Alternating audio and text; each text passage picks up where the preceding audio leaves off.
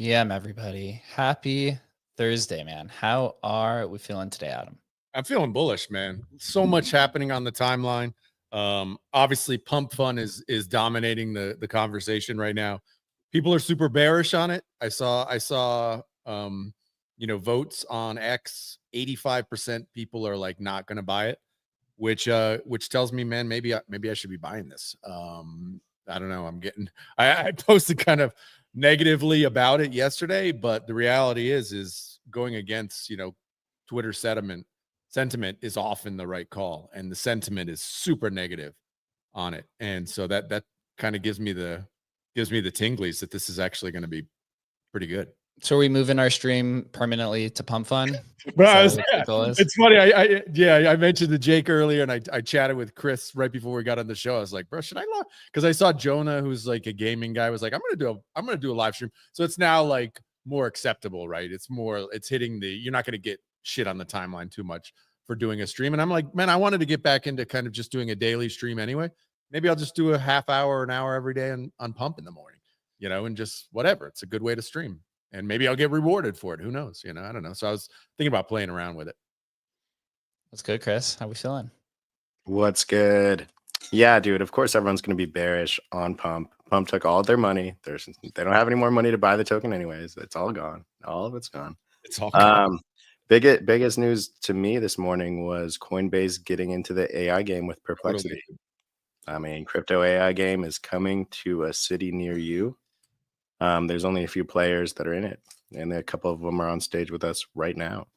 Yeah, actually pretty excited Adam and I, we got to talk with Jorn. Maybe it was like a few months ago, and they have a TGE coming up next month and building a similar project to us with Flagship, which is AI powered crypto alpha. You get to trade tokens and such. What felt like a large market back when we started at the end of last year is now really dwindled down to a handful, maybe a dozen or so trading agents or alpha agents. But although there's maybe a few dozen that have been sitting in beta for like months and months and months, so only a handful really on the market. But Jorn, I'm excited to talk with you today. I've been looking forward to this conversation. So thank you to joining us. Yeah, thank you very much. Happy to be here. Yeah, man, I appreciate it. The AI space is growing slowly but surely. A lot of people got washed out over the last cycle. Coinbase coming in today, with their integration into Perplexity, it feels like every platform is going to have a crypto companion. All the exchanges are going to have an AI assistant, or there's just going to be these generalized platforms that we're building that's going to try to attack, kind of the entire market.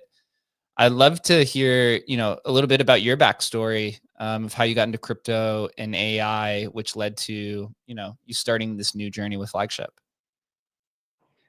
Yeah, absolutely. So I got into crypto in 2016. I remember it very well. I graduated from uni, and my roommate at the time, he was like, "You gotta buy this one cryptocurrency." This was, I think, in July 2016, and it was the NL Guilder. It was before the euro. I'm from the Netherlands, so before the euro, we had the Guilder, which was our domestic currency. And there was this initiative to bring the Guilder back, but then in crypto format. I didn't know anything about crypto. I didn't know anything about economics or finance. Looking back, I didn't know anything about anything really. And I and I bought I bought this cryptocurrency, and it went, I think, 40x in a matter of a couple of weeks. So I just, yeah, I got really lucky. Like first of course, that it went 40x, and second off, I really needed money because I wanted to travel the world. So I cashed out, and I that was it. So I cashed out, started traveling the world. That was always my plan after uni. And then a couple of months later, I was in Vietnam, and I walked into a few backpackers, and they were talking about cryptocurrency. And I got really intrigued again. I was like, okay, maybe there's more to it than this one-off thing. I was always just too distracted with traveling. So I got really deep into researching cryptocurrencies. Back then, what was it? It was Neo, it was IOTA, it was And all shares, these I remember. and shares, exactly. Yeah, or Lisk, all that stuff. So really started studying that, and I realized at some point that it started clicking, and Bitcoin also clicked. But I gotta be honest, that the other things were more interesting to me, or more flashy. I don't know, they caught my attention a little bit more. So I decided, okay, I really want to invest, but I'm traveling and I'm pretty broke. So I asked my dad for a loan, and he was like, "Hell no! You're traveling. I don't know what you're doing out there, but yeah, you're gonna spend it on booze and on more travel. I'm Smart not dad. giving you any money." Yeah. So that was a big hard no, but I realized, like, yeah, I want to do this. So I decided to write my dad a book. Cryptocurrencies and Blockchain for Dummies. Turned out to be 80-page book. Wrote it in 2 weeks. Just heads down. I didn't have much else to do, so I just heads down, 2 weeks long. I wrote the book, sent it to my dad, and he was like, "Okay, I'm gonna give you a small loan, and you do it." So did that, and then I published the book on Amazon, and a crypto media company. It was called Invest in Blockchain. I think it's gone now, but they saw the book on Amazon. They were like, "Okay, let me hire you. Let's start writing articles." So from there on, I became sort of a journalist. Very, like very grassroots. The company was grassroots. My career was very grassroots. So I wrote a lot of articles. Loved writing and researching, and it really helped with investing in this space, right? So started writing, and I was basically the number one on Google for many different topics. I was #1 on IOTA. I was the #1 on Lisk. I was the first one ever to write about the concept of token economics. I hold an economics degree, so that token economics in general really piqued my interest. Kept writing so throughout 2017, 2018. And from the article I wrote about token economics, I kept refining it, kept updating it. I started specializing myself in token economics, started consulting Web3 companies that came across that article, Web3 crypto back then, it's still crypto really.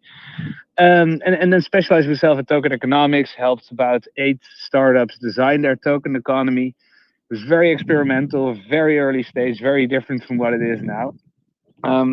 But learned a tremendous amount and kept doing that up until the 2021 bull market. 2021 bull market did really well.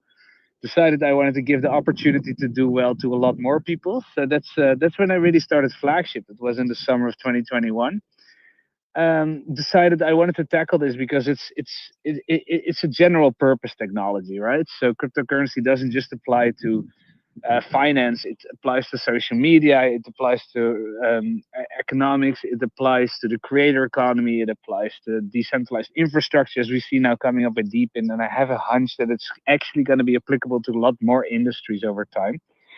So I decided, okay, there's all these different blockchain ecosystems, and back then there was NFTs and gaming. So I started with a decentralized intelligence network. So what we did is we hired a bunch of analysts, and the analysts specialized in a specific sector. So at the peak, we worked with 12 different analysts. Back then, we had already raised our first round of funding in 2022. And the analysts, they were targeted with extracting alpha from their specific niche in the cryptocurrency industry. Whether there was NFTs, meme coins, gaming, layer ones, decentralized finance or DeFi, real world assets. We had all that. We had weekly meetings and we shared alpha, and things were going really well. But it was tough. It was tough to coordinate 12 people. Of course, people have different priorities. People shift around in what they're interested in. People get sick, people get different job offers. So I found the coordination really difficult. And already from 2022, I already always fantasized, okay, this decentralized intelligence network, artificial intelligence in theory could do this way better. So as soon as ChatGPT came out, I immediately put together a small team to develop our own AI that could analyze all the different sectors in crypto. So we started building it, but as you have all experienced in the early stages of ChatGPT and also other LLMs or large language models, it was very difficult to get it to actually speak the truth, to stop it from hallucinating, and its knowledge and its capabilities were actually very limited. But we kept pushing and we kept pushing, and a year ago, 2 things happened that were really important. The first off is that we started merging with a company that built an artificial intelligence that inserted itself in 20,000 public Telegram channels, and they're listened to about 5 million crypto traders and investors that are active in Telegram to gouge for attention and sentiment-driven signals. So we merged him, and we got him under the Flagship umbrella.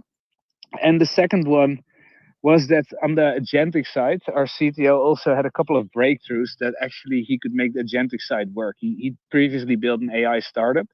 So the pieces really started coming together about a year ago. And then we started from there. We decided we as soon as this came along, we fired the entire team of analysts because we realized the overhead and operational intensity was really high, and with AI it's really low. So yeah, it was the first. Our 12 analysts were the first victims of AI. Unfortunately, they did land on their feet, so it's all fine there. But yeah, from there on, we just started building further on our artificial intelligence. We launched our agents about 2.5 months ago, and the agents start performing absolutely incredible. It really exceeded our expectations. So we have Agent Joker focused on meme coins. So what we noticed is because our algorithm specializes in attention and sentiment, we noticed that our algorithm is really good at meme coins. Also in general, in lower cap coins, it's better because they run more on attention and sentiment. The higher cap ones, the blue chips, say the top 100, they're driven by a lot of other factors, right? They're driven by market structure. They're driven by fundamentals. So we noticed that there our algorithm isn't working really well for now. We do know how to fix it. Basically, what we're learning is the more data we throw at it, the better it gets. There's really no limit to how much we can add to it as long as it's structured well. But yeah, that's a bit of a long story, but that's from the very early beginnings of my crypto career to where we are now. Damn, what a story, I have to say. You know, there's a lot of ways to kind of, I guess, enter this conversation. You obviously, on your team, you have your own crypto knowledge coming back in 2016. All of us on stage as well joined around 2016, 2017. And then you have team members who've been participating in the AI space. So now that you are combining all this together, how do you define what Flagship is, and what type of, you know, problem are you attempting to solve? So I've always been quite ideological, as in I believe in the democratization of opportunity. I think that's the unique feature of cryptocurrencies. So what we're building is we're building AI to extract alpha, and we aim to bring this alpha to our users. So our platform is essentially creating AI-driven opportunities for our user in trading and investing in cryptocurrencies. The first batch will really be focused on people that are actively trading and active on a day-to-day basis. So the alpha is already there, and this is step one, is providing the information, the alpha. Step two will be token gating this. So as soon as we TGE, all the alpha is going to be token gated. You need our token to access it. And the more people want access to a specific agent, the more FYI is needed. So it scales with the demand for each agent to prevent the agent itself from becoming the alpha. Then step three is introducing copy trading. So you get notification as soon as an agent makes a trade or spots an opportunity. You can press the copy trade button, select how much stablecoins you want to copy trade it with, and we take a small cut on that, 1% on each copy trade. And part of the revenue we will use to buy back the tokens, similar to the hyperliquid token model. And that's all for the degens, right? The people that are very, very native and very active in crypto. And then step four, I mean, build on top of that will be portfolios. So those will be more, yeah. Sorry, go ahead. Oh yeah, the step four is the passive product. So that would be more catered to the say normie crowds that wants exposure to cryptocurrencies but doesn't want to participate on a day-to-day or even week-to-week basis. So that would be, you just send your stable coins to an agent you like, and that's it. Hands off. The agent will manage your entire portfolio. What chain are you starting on? Base. Yeah, it seems to be where everybody's moving to. So would you effectively categorize this as an AI trading agent, or is there something else that you're kind of diving into or categorizing? In what we like to see them is alpha agents. So Okay. the thing we focus on most, we monetize it via copy trading and portfolio management. The thing we focus most on the team, and that's also what we're going to scale to, is making the agents better and creating agents for each vertical that arises. So we start with everything right now. So right now we have AI tokens, base assets, DeFi tokens, and meme coins. And post TG, we want to scale that up to more agents per the demand of our user base. And with the tokenization of everything, we can let these agents loose on tokenized stocks, tokenized art, tokenized precious metals. It's all coming on chain, right? With the tokenization of everything. So whatever comes online, we want to have an agent for it. Makes complete sense. I have here pulled up on our live stream going through the website itself. So you're aggregating market sentiment, social buzz, on-chain data, and trend analysis. Let's talk a little bit about kind of the technicals of the agent. I mean, we're building with Agent Hustle, so have a little bit of kind of understanding of how it works. Are you using a singular LLM model in the back end? Are you building like a multi-agentic system? And how does that agent interact on chain with Base? So the entire architecture is modular, because as you probably have noticed as well, the pace of LLM development is 1 month the one LLM is better, and next month the other one is better. So right now we're on Gemini 2.5. I do have to say that for the real technical details, I'd always have to refer to my CTO or CPO. But right now we're in Gemini 2.5. Yeah, today the news came out that basically Grok 4 is beating all the benchmarks. So we are designed for that in case a better LLM shows up, we can switch out quite easily. Yeah, makes sense. It is the kind of pace of the AI industry is much more accelerated than crypto, and I thought that was even really hard to defeat being in this industry so long. So you mentioned that the focus is or copy trading, or that was one of them. Why copy trading seems to be one of the focuses? What we noticed is that the agents, because their information processing capabilities, it's insane, right? You've noticed it probably yourself as well. It's right now we're tracking 5 million cryptocurrency traders on Telegram. We are looking at 24,000 tokens in real time. We're tracking we're tracking about 14 on and off chain data sources, and it's just no issue. They just consistently provide information. So initially, there were two things. Initially, like a couple of years ago, we set out for a passive investment product, but what we noticed that except Bitcoin and perhaps Ethereum, cryptocurrencies isn't an investable asset yet. It's just too volatile, and it's too cyclical. So we gradually already started shifting towards trading, and then given the number and frequency of signals our agents produce on a daily basis, we figured that copy trading would actually fit way better in that model than passive investing, aligned with how the cryptocurrency market actually moves. Interesting. And how do you think the agentic model improves the current trading experience for primarily retail users, and then maybe eventually institutional bodies who are going to enter the on-chain economy?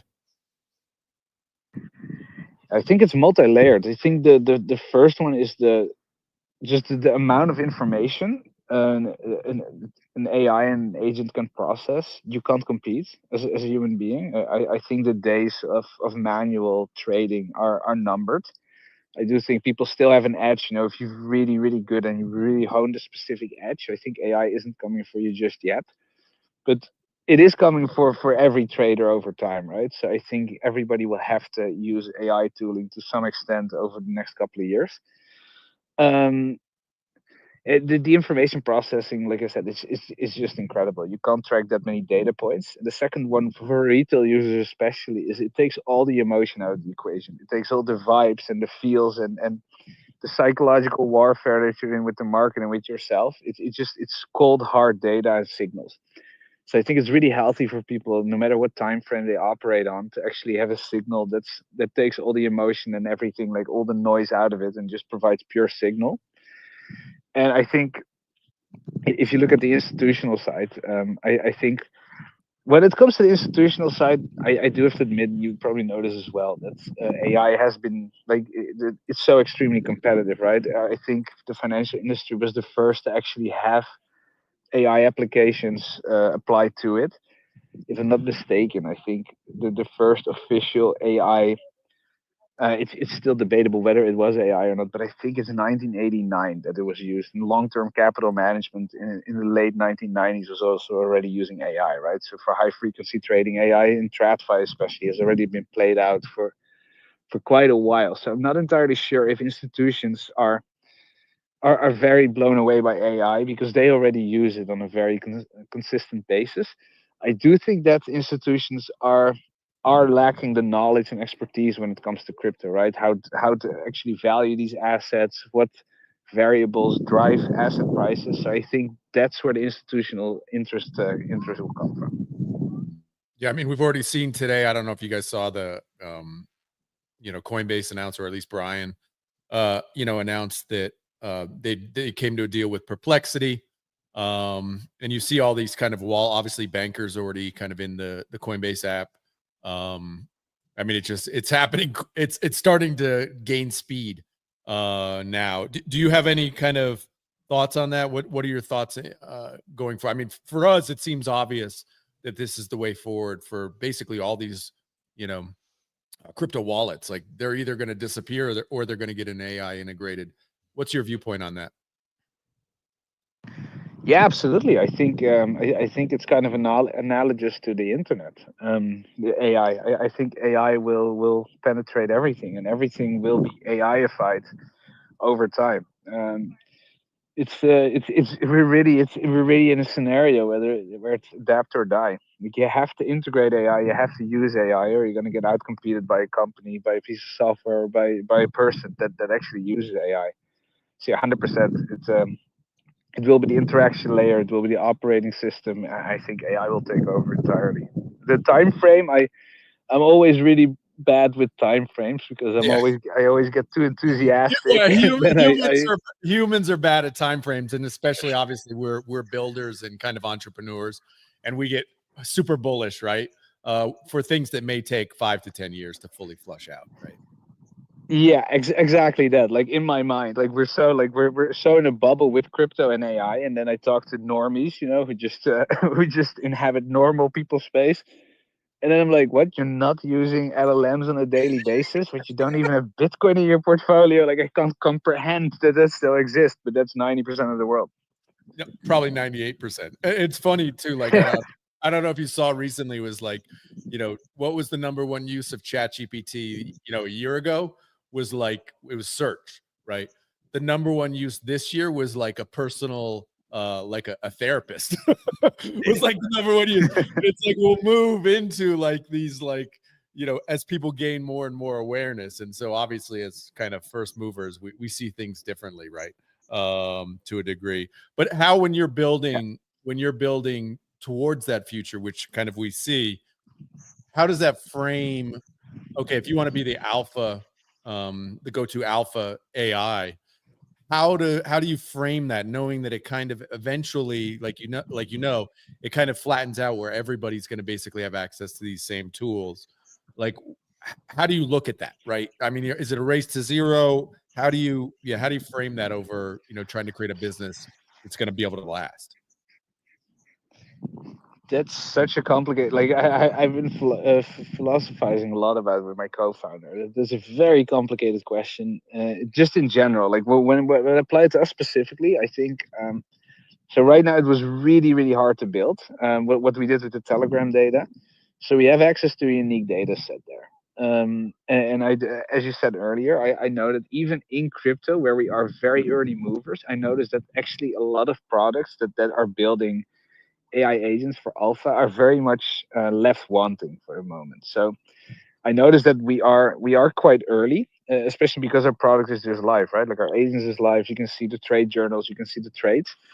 What we're gonna do is we're gonna token gate it, like I said earlier. So the way is, the better an agent becomes, the more popular it becomes, the more expensive it will get to access it. So, for example, Agent Joker, we can tell, like, we've gauged the community. There's about 700 to 800 people that are already using Agent Joker to trade themselves manually. So, once the token is live, you cannot see anything. Like, you cannot see the watch list, you cannot see the trades, except when you have the FYI token. And if too many people want access to Agent Joker, it becomes prohibitively expensive, to the extent that if it becomes really popular, you're going to need 5, 10, 20K dollars to access the agent. So that's how we protect our alpha. And from there on, it's just keep scaling, right? Of course, the alpha is going to erode, and that happens in financial markets.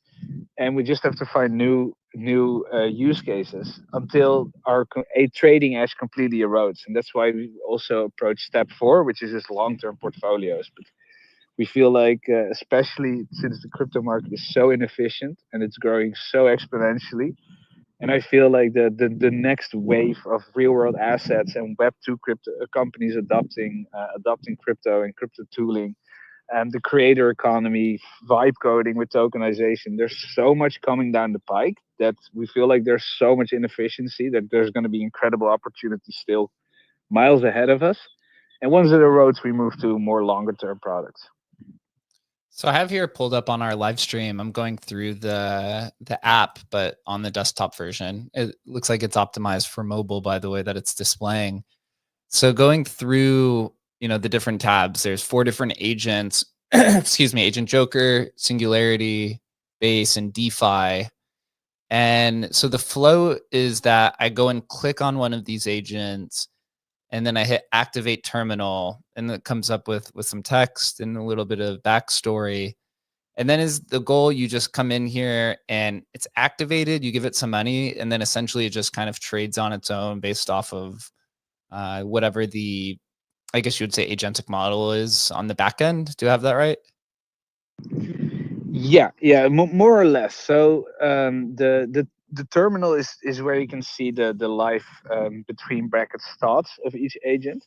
But if you push away the terminal, and then if you go to 2 tabs, the most right tab and the one to the left, on the right tab you can see the watch list. So there you have the social score. There's generally five assets that each agent is looking at, and the social score is based on a proprietary social data. And then to the left of that, you can see the open trades.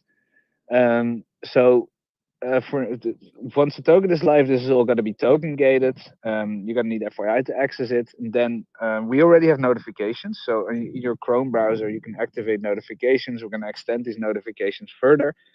Once copy trading is live, you get a notification. You see, okay, this agent, this asset entered the watch list, or this asset, the trade just got opened, and you get a button and you can copy trade them. Your wallet connector is going to be integrated there as well. We now use account abstraction with Privy, so you can already create an account and you get a wallet automatically with your Telegram or Discord ID.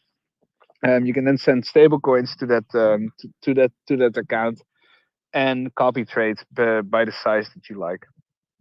Right. Yeah. So the difference here is that the users actually has no LLM interaction. There is no text interaction here. You're essentially just depositing what will be USDC. You obviously have the FYI token once it's token gated, and then you're just choosing some of its strategies, and it's just automating it. So it's essentially you're just abstracting away the whole experience, and it's essentially is the goal to just say, "Hey, Agent Joker, make me money," and then it goes and makes you money. That's exactly where I'm moving towards. Like especially. Well, what we just noticed is that, well, first off, the next 9 months are going to be early adopter stage for us. So we're going to be learning a lot, and that's really the early adopters, the tech-savvy users that get to experience it. But our vision, that's always also what you noticed very well, is that we're optimized for mobile, because we believe the future is mobile. And we also believe that most people they want to do the least amount possible, right? So yeah, exactly. Just send your money to an agent, and the agent does all the work for you. It's funny. I'm laughing, but you're 1,000,000% right. I've known this for years. Like, if you just give the people, ideally, they want one button, right? And that one button is go make me money. Exactly. Yeah, that's what we're building towards. They really do. Like, humans really, really, really, really want that. But I guess the question becomes then, what happens when he doesn't make money, right? And what happened, which is going to happen. I mean, there's no way, nothing is perfect. What do you plan on doing when you get like pushback or bad trades? Like, what's the what's your social strategy there? Yes, of course, caveat emptor. It's buyer beware. So there will be disclaimers all over. We try to inform our users as much as possible. But it is inevitable that there will be bad trades, and there will be agents that will not perform well. So through the token model, we do incentivize. We do have a sort of a market mechanism where the more FYI is required to access an agent, it's also a quality signal, right? So the agents that nobody wants access to, you can see, okay, why does it cost me 50 cents to access this agent, right? Like that's the quality signal, and agents will also be yeah, you can say it, killed off when they're not performing well. Interesting. Chris, do you have any questions for Jorn? Yeah, for sure. I think more of just like a thought, because like you kind of spoke on how eventually the market edge will kind of dissipate, right? And that's kind of to Adam's point, is like AIs might make money for a short period of time, but then at some point they kind of like lose their edge. But I think that actually the more that I've put thought into it, like these LLMs and these AIs, they're actually just like recreating human behavior in different senses, where like Wall Street, takes advantage of different kinds of arbitrages and edges in the market to retail traders that don't have the same asymmetric information that they might, and things of that nature. Now, I actually think that AIs are not like all homogenous, and they're not all created equal. So like the more compute that someone will wield, the better edge that they will have. And they might actually be able to trick these different lower level AIs into different market opportunities. And so just like I think that these AIs are going to kind of recreate similar opportunities that we have today, and that edge isn't always going to completely dissipate. It's actually just going to evolve. What are your thoughts around something like that? Yeah, absolutely. Like that was the deep philosophical discussion I was alluding to with my co-founder. We've been having this discussion for a year now.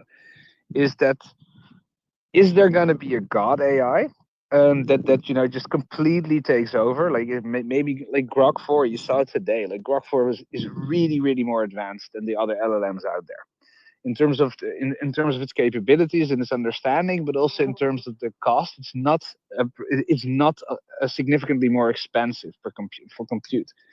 So is there going to be a godlike AI that just completely takes over everything? I used to be in that camp before I understood it, and now now that we really got into the nitty gritty, I'm leaning way more towards your point, and that is it's going to be right now it's going to be human traders with an AI companion. Then gradually it's going to be AI. It's going to take over more and more on individual in the market, and then you're going to move towards AI versus AI. And then Right. you're going to move exactly like you said, like it's going to be the battle of the most advanced AI. There will likely be a point where there's going to be one AI that takes over everything. That is my, like, you don't know, right? But that is sort of my baseline assumption, that there will be at some point one optimal alpha AI that will just take over everything, but then nothing matters anymore, right? So up at that point, it will just be the battle of the best AI, the best models, the best proprietary data sets, the most computing resources. Yeah, it will just be an ongoing battle. For sure. It's so interesting. And just like I think that that's like the most logical and the easiest conclusion to come to, is that there will be like one. But then you think of like you said, the more you learn about how they operate, how much compute would be necessary, how much energy would be necessary to be obtained to kind of power some sort of god AI. It almost seems like that's not even a reality, at least like globally, you know? You might have like regional god superpower AIs, but the market and the world is just like such a big place. It kind of seems like unrealistic that that's going to happen, at least like maybe in my lifetime. I could be wrong, but that's my general thought. And then another question that I just generally like to ask anyone building in crypto AI is just like how kind of desolate the crypto AI space is, and like how it seems like, I'm sure obviously you're building a company in this space. You probably think it's the most consequential part of any industry ever, and the most like the highest upside to be a builder. That's why you're building it, I assume, and because it interests you. But what do you think about just kind of like the lack of builders within the crypto AI space? And I mean, obviously that's a huge advantage for people like us, but what do you think is like missing from, you know, anyone else kind of trying to participate or, you know, create startups within the crypto AI space? Why do you think it's so small? Why do you think it stayed so small at this point? So I think that I think a few reasons. I think in general, a thing that crypto is cursed with. I think in general is that an idea is very easy, but building it is very hard. So we just saw in November, December of the 2024 is that a lot of AI projects got launched. Virtuals was launching, I don't know how many, 10, 20, 30 tokens per day. And they were all getting stomped out, and there were IDs everywhere. And I think IDs are cheap, but execution is extremely hard. So we had this, this Gartner hype cycle. We had this peak of inflated expectations. We had that in this, I'd say, December 2024. And then reality sank in, and these Gartner hype cycles go way faster in crypto, right?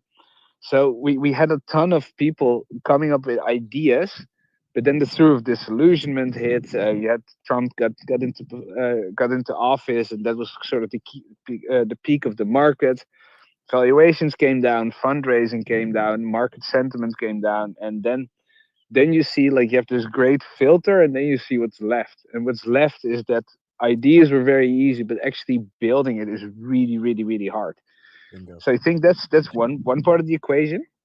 I think a second one is that most of the talent is still in Web 2. If you look at the paychecks that AI and ML engineers are getting, For sure.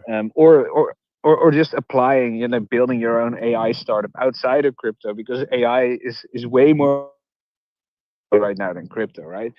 So with No doubt. crypto, you kind of really have to stick to finance in a way. And if you're an AI or an ML engineer, you can go to e-commerce, you can go to productivity tools, software, there's so many opportunities. So I think the although the incentive system of crypto is really interesting and the path to liquidity is, I think that most people just stuck around to Web 2 as to apply their talent. So I think that's another reason. It's hard to find AI and ML engineers that are specialized in crypto, although there are more coming. So true. And I think the third one is that although it is early stage, I do feel that because it's hard to build, it just takes time, right? Like we're very used to crypto things going really, really fast. That AI is really, really hard, especially since Web 2 is a year, 2 years ahead of Web 3 when it comes to AI. So I think that the building blocks are being built and we'll probably reap the benefits in, I don't know the time frame, 6, 12, 8, 18 months, something like that. I gotta say, I was pretty early to the Bitensor ecosystem, and I try to follow the ecosystem, on the side. I'm too busy to really keep up, but if I see what is being built on some of these subnets, I am actually not underwhelmed, but almost overwhelmed, because there is a very, very high quality, like high number of quality subnets that are doing really special stuff. Really. Another thing for me, just last thing real quick. We're kind of in our own bubble right here, it seems sometimes, but everyone that I see that's building in crypto AI, there's only a handful of teams. So it seems like everyone's from the US. And it seems like the world, even just in AI broadly, like OpenAI, Elon with X AI, obviously Zuck with Llama 4. Like it seems like everything's US based from these giant kind of commercial and consumer AIs. And then even within crypto AI too. What is, you being from the Netherlands, do you have a different perspective on like anyone building an AI or massive impact on AI that's kind of not US based? Because at least from my point of view, it seems like everyone in the, it's all anyone building an AI is building an AI in the US. Yeah, I know. It's in general. Like I don't think it's just AI, but I see exactly the same thing. Um, there's quite a lot of reasons for it. I think that the amount of, like, just the population in the US is quite big, and then there's it seems because the US has such a competitive mindset, entrepreneurial and risk taking mindset. A lot of young people get naturally attracted to these Ivy League schools where people just produce, like these Ivy League universities seem to produce a lot of really, really talented people for tech. I'm also just surprised that under the Democrats, I feel like U.S. citizens kind of had to go in hiding if you worked in crypto. But We then if did. you really look at then if you really look at like all the top stuff that's being built, that's all U.S. Like if it's not US, the US still attracted the talent, right? Like Vitalik Buterin isn't US based, but somehow the entire team and people like the funders and the influential people around them, they're all Americans. Sure. And if you look at Near Protocol, it's all Americans. BitTensor, same thing. And then you have Barry Silbert, who has this mentality that is just not present in Europe. Like Europe is sort of, as a culture, it's quite risk averse. It's quite protective of what already exists instead of trying to disrupt, like go fast and break things. It's the exact opposite of the European mentality. Yeah, just like take a break and do nothing. Yeah, that as well. But also, it's not like I'm from the Netherlands, and I'd say that the Netherlands is one of the most forward-thinking entrepreneurial countries in Europe. Germans as well. Like there's a lot of very Some of the best talented mathematicians Germans. in the world have come from the Netherlands. And It's very true.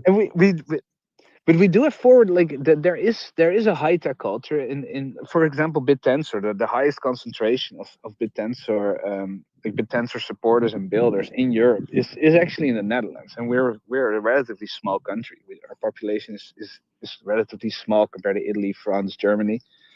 But it seems that every time you want to scale and you want to walk into there's almost no VCs that invest European wide, right? There's no European wide capital market. That So could be a big factor. Europe and Good point. yeah, it is, and then we have our system that hates disruption. Like the meme is completely true. You know, it's um, the US innovates, China replicates, Europe regulates. Like it's way oversimplification. Wow. Did you see it? The reflex of Europe is AI comes out. Okay, we introduce an AI Act. Like we're the first to regulate this. They're proudly on stage, standing there. Well, we are the first to regulate. Completely missing the point that they're completely missing the boat on all AI innovations.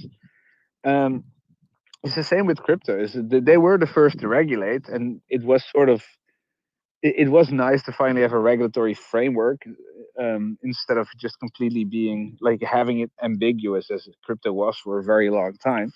But then the regulatory framework is very hard to work with. And then you have the U.S. like under the Democrats. It seems it seemed quite daunting how it was. But then the U.S. reinvents itself, and all of a sudden you get a pro crypto president and David Sachs as the head of AI and crypto, and all of a sudden this all breaks off and everything just go like let's go all in. This is that American mentality that is just not present in Europe.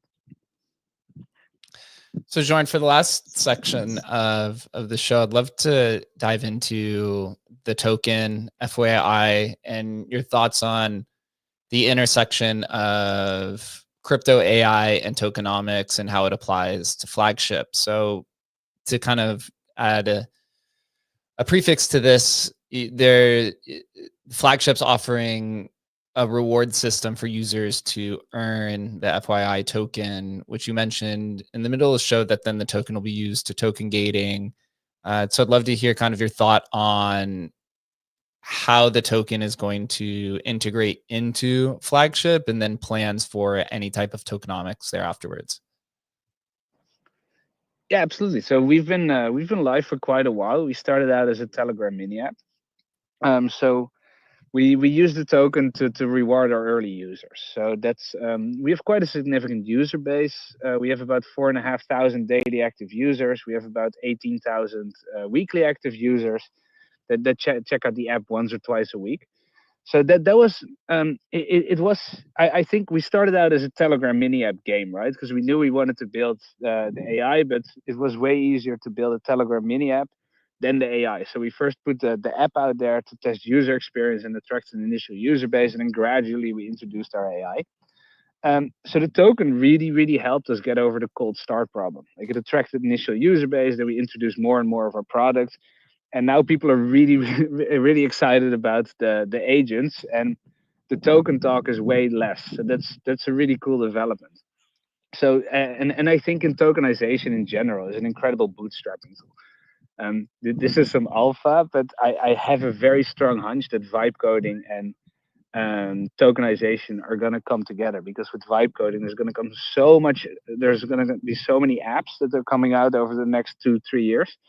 And I think they're all going to come to the conclusion, okay, the competition is incredibly stiff. How do I exceed my competition? And then tokenization becomes in, because it's an incredible rewards and bootstrapping mechanism. And I think that's how we use it up until TGE. And then after TGE, but the philosophy behind the token has always been pure incentive alignment. So we want our users, the team, the early purchaser of the token, and secondary market participants. We want all their incentives to be aligned, and that is what the token does. So the better the agents perform, the more demand there is going to be for the agents. The more demand there is going to be for the agents, the more FYI token is required to access these agents. The better the agents, the copy trading and the portfolios perform, the more fees we generate, the more FYI tokens we buy back. So all the incentives are aligned around the agent performance and how much users actually use the agents. Yeah, it makes complete sense there. Everyone is looking for the infamous flywheel, or I guess in this case, the flagship, to keep the tokens going in perpetuity. That then brings speculation, which brings more users, and it goes on and on. But Jordan, we'll wrap it up here. Really appreciate you for coming on. It's always great to connect with fellow builders in this kind of still very tiny crypto AI sector. But we all know how profound the intersection of those two fields will be on the internet. So look forward to your TGE next month, as well as your guys' growth. And hopefully the flagship product will make me money with a few clicks of the button. Yeah, nice. Yeah, thank you so much for hosting this. I'm also just hoping that Emblem Vault does really well, and really enjoyed this space. Yeah, thanks as well for the kind words and the support. And I'm really happy you said that the AI, because in our bubble we've been building so hard. I'm really happy you said the space is so small, because the opportunity is so big, and I feel like I'm late. But hearing from someone that talks to a lot of builders that it is still small, it makes me really, really excited. Totally. It is super small, man. Super small. No doubt. Yeah, I'm letting on stage Victor, who looks like is part of the flagship team. Maybe has some words before we do wrap it up here. We'll see if he's able to make it on. You there, Victor? You're muted. Oh, we lost him. Looks like he hopped off. Yeah. Well, Jordan, appreciate it, man. Have a good rest of your day. And everyone who joined us today, make sure you follow Jordan, as well as follow the Emblem and Agent Hustle account, so that we can build an agentic future together. Until then, everyone have a safe Thursday and a good rest of your weekend. Later, guys. Take care.